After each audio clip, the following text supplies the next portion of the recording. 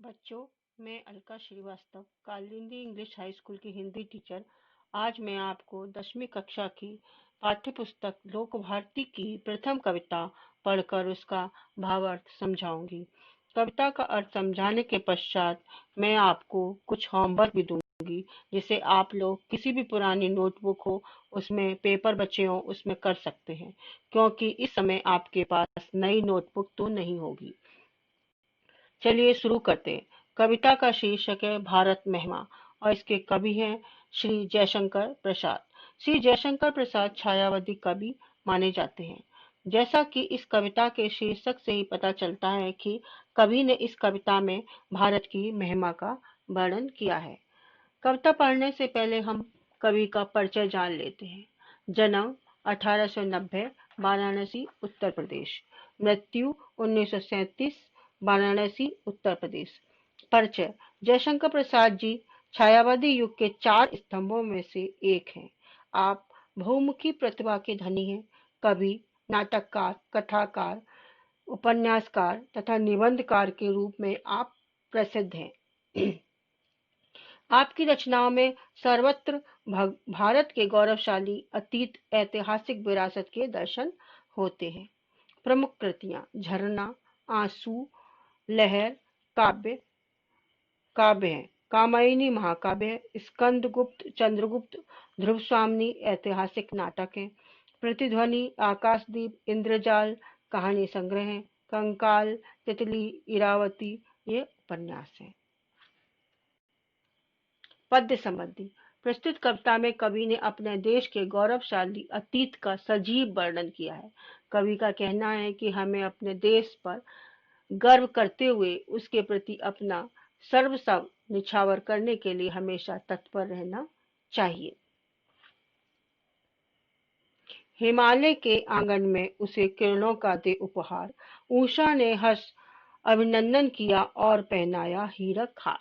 भावार्थ: भारत की महिमा का गुणगान करते हुए कवि जयशंकर प्रसाद कहते हैं कि हिमालय पर्वत के आंगन में उषा ने हंसकर किरणों का उपहार दिया है।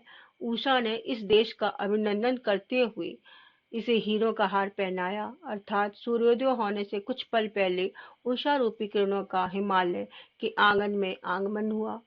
भारत देश में उदित होने वाली उषा अपने साथ सुनहरी किरणों को लेकर आई, मानो वह भारत का अभिनंदन कर उसे हीरो का हार पहना रही हो।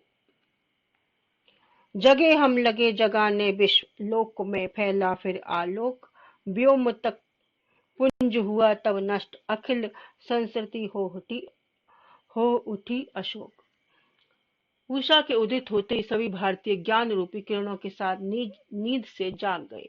वे सिर्फ जागे ही नहीं, बल्कि उन्होंने दुनिया में व्याप्त अज्ञान रूपी अंधकार को दूर करके सभी को जगाया। इसी तरह समस्त संसार में ज्ञान रूपी प्रकाश फैलाने का पुनीत कार्य भी किया। भारतीयों के इसी शेष कर कार्य के कारण ही विश्व रूपी आकाश में फैला हुआ अंधकार नष्ट हुआ और इस तरह समस्त संसार में शोक, दुख आदि का अंत हुआ। विमल वाणी ने वीणा ली, कमल कोमल कर में सप्रीत, सप्त स्वर सप्त सिंधु में उठे छिड़ा तब मधुर साम संगीत। भारत देश की महिमा इतनी गौरवशाली, समृद्ध व महान है कि इसी देश ने विश्व को संगीत की अनमोल सौगात दी। संगीत की देवी माँ सरस्वती ने अपने एक हाथ में वीणा व दूसरे हाथ में प्रेम के साथ कमल को धारण कर सभी को संगीत का अमृत पान करवाया। इसी कारण विश्व रूपी सप्त सिंधुओं में संगीत के सप्त स्वर गूंज उठे और मधुर सामवेद संगीत का आविष्कार हुआ। विजय केवल लोहे की नहीं, धर्म की रही धरा पर धूम, भिक्षु होकर रहते सम्राट, दया दिखलाते घर घर घूम। भारत पर कई बार विदेशियों ने हमला किया, फिर भी भारत की अखंडता कायम रही। इन युद्धों में भारत की जीत हुई। भारत ने सभी को सिखलाया कि यह सिर्फ लोहे की जीत नहीं, बल्कि यह जीत हमारे धर्म की है।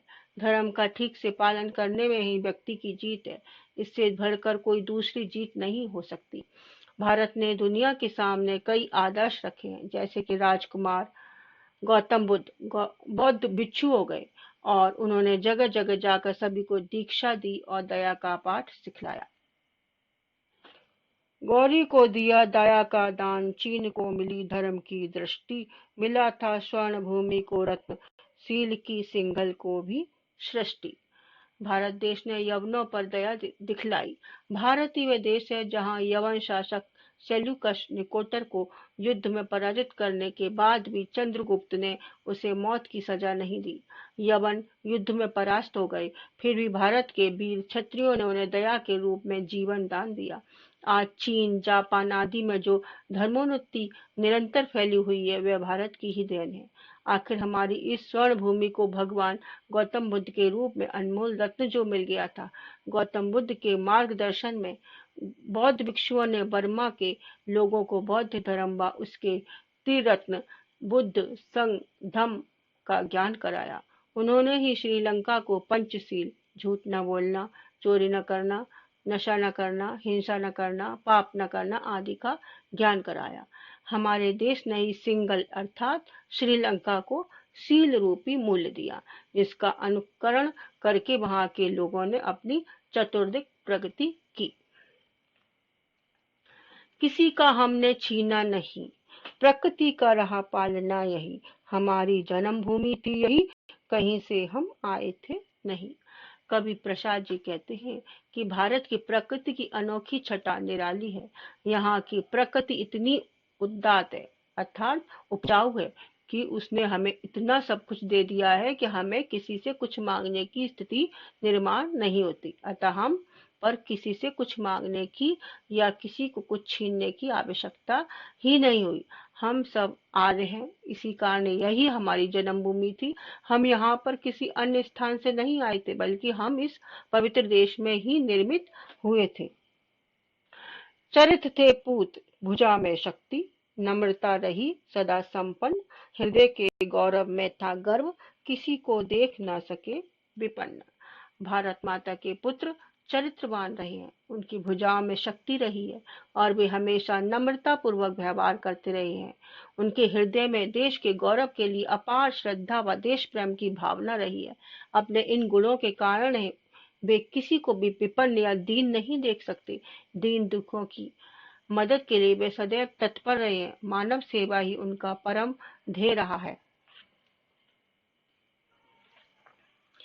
हमारे संचय में था दान, अतिथि थे सदा हमारे देव, वचन में सत्य, हृदय में तेज, प्रतिज्ञा में रहती थी टेव।